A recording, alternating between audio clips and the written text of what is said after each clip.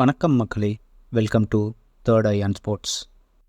இந்த வீடியோவில் India versus Pakistan match analysis தான் பார்க்க போகிறோம். டாஸை வின் பண்ண பாகிஸ்தான் இந்தியாவை ஃபஸ்ட்டு பேட்டிங் ஆட சொன்னாங்க. ஓப்பனிங்கில் கோலி அண்ட் ரோஹித் பெருசாக இம்பேக்ட் எதுவும் ஏற்படுத்தாமல் ரோஹித் 13 ரன்னுக்கும் கோலி 4 ரன்னுக்கும் அவுட் ஆகிட்டு வெளியே போயிட்டாங்க. அடுத்து ரிஷப் பந்த் அண்ட் அக்ஷர் பட்டேல் நல்லா ஆடி இந்தியாவுக்கு ஒரு நல்ல பவர் பிளேவை ஏற்படுத்தி கொடுத்தாங்க. பவர் பிளேயில் இந்தியா மொத்தமாக 50 ரன் அடித்து 2 விக்கெட் லூஸ் பண்ணியிருந்தாங்க. அக்ஷர் பட்டேலை நம்பர் 4 ஆட வச்சது ஒரு நல்ல டெசிஷனாக அமைஞ்சுது. பவர் பிளேக்கு அப்புறம் அக்ஷர் பட்டேல் அவுட் ஆனாலும் ரிஷப் பந்த் கொஞ்சம் நல்லா நின்று ரன்ஸ் அடிச்சு கொடுத்தாரு. 11 ஓவர் முடிஞ்சப்போ இந்தியா 89 ரன் அடித்து 3 விக்கெட் மட்டும் லூஸ் பண்ணி ஒரு நல்ல ஸ்ட்ராங்கான பொசிஷனில் இருந்தாங்க. 12th ஓவரில் சூரியகுமார் யாதவ் அவுட் ஆனார். அங்கே தான் இந்தியாவோட பேட்டிங் சரிவு ஆரம்பித்தது. அடுத்து பாகிஸ்தான் பவுலர்ஸ் நல்ல கம்பேக் கொடுத்து 7 ரன்னில் 4 விக்கெட் எடுத்தாங்க.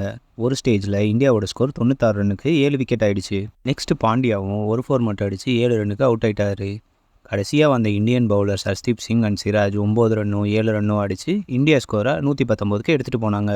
என்ன தான் 120ங்கிறது ஒரு ஈஸியான டார்கெட்டாக இருந்தாலும் நியூயார்க் பிச்சில் பவுலர்ஸ்க்கு கொஞ்சம் அசிஸ்டன்ஸ் இருந்தது. அதனால இந்தியா 120 டார்கெட்டே கொஞ்சம் கான்ஃபிடென்ட்டாக தான் ஃபீல் பண்ணாங்க. நெக்ஸ்ட்டு பேட்டிங் இறங்கின பாகிஸ்தான் நியூயார்க் பிச் கொஞ்சம் கஷ்டமாக தான் இருக்கும் அப்படின்னு தெரிஞ்சுக்கிட்டு அவங்க கொஞ்சம் காஷியஸாக அவங்க இன்னிங்ஸை ஸ்டார்ட் பண்ணாங்க. என்ன தான் பாகிஸ்தான் பிளேயர்ஸ் பார்த்து ஆடினாலும் பும்ராவோட பவுலிங்கில் அவங்களால தாக்கு பிடிக்க முடியல. 5வது ஓவரில் பாபர் அசம் பும்ரா கிட்ட விக்கெட்டை கொடுத்துட்டு வெளியே போயிட்டார். அடுத்து உஸ்மான் கான் ரிஸ்வானோட சேர்ந்து கொஞ்சம் நல்ல பார்ட்னர்ஷிப் போட்டாங்க. அவங்க கொஞ்சம் ஸ்டெடியாக ஆடி அவங்க இன்னிங்ஸை 10 ஓவரில் 57 ரன்னுக்கு எடுத்துகிட்டு போனாங்க. 11th ஓவரில் உஸ்மான் கானும் அவுட் ஆகிட்டு வெளியே போயிட்டார். அதுக்கப்புறம் ஃபக்கர் ஜமான் அவரோட இன்னிங்ஸை அக்ஷர் பட்டேலோட ஓவரில் ஒரு 6 அடித்து அக்ரெசிவாக ஸ்டார்ட் பண்ணார். ஒரு ஸ்டேஜில் பாகிஸ்தானுக்கு 50 ரன் தான் தேவைப்பட்டது. அவங்கக்கிட்ட 53 பால் இருந்தது அண்ட் 8 விக்கெட் இருந்தது. அந்த ஸ்டேஜில் பாகிஸ்தான் ஈஸியாக வின் பண்ணுவாங்கன்னு எல்லாரும் நினச்சாங்க. ஆனால் அதுக்கப்புறம் இந்தியா டைட்டான லைன் அண்ட் லென்த் போட ஆரம்பிச்சிட்டாங்க. 13வது ஓவரில் ஹர்திக் பாண்டியா பக்கர் ஜமான் விக்கெட் எடுத்து அவரை வெளியே அனுப்பினார்.